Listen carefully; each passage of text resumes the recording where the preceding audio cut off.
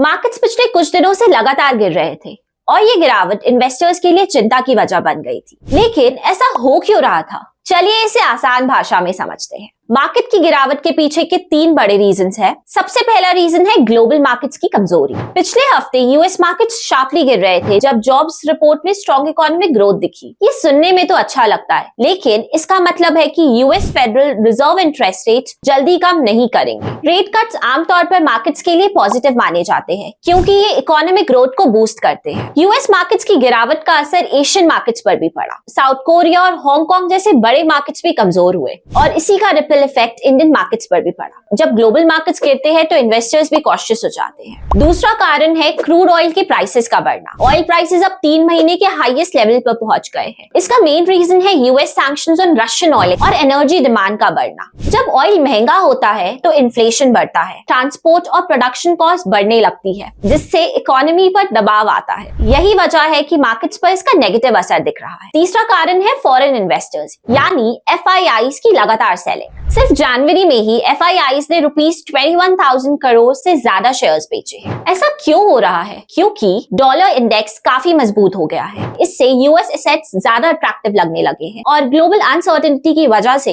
Foreign investors अपना पैसा safer options में शिफ्ट करना चाहते हैं। एफआईआईज का सीधा असर इंडियन मार्केट्स पर पड़ रहा है, लेकिन अब धीरे धीरे मार्केट्स ने रिकवर करना शुरू कर दिया है। एक्सपर्ट्स का कहना है कि रिकवरी ग्लोबल ट्रेंड्स और क्रूड ऑयल प्राइसेस पर डिपेंड करेगी। अगर इन फैक्टर्स में स्टेबिलिटी आती है तो मार्केट्स और तेजी से रिकवर कर सकते हैं। आपका इस पे क्या विचार है? क्या रिकवरी सस्टेनेबल होगी या मार्केट्स में और फ्लक्चुएशंस देखने को मिलेंगे? अपने थॉट्स हमें कमेंट सेक्शन में बताएं और ऐसी ही और इन्फॉर्मेटिव अपडेट्स के लिए शेयर्स कार्ड को सब्सक्राइब करें।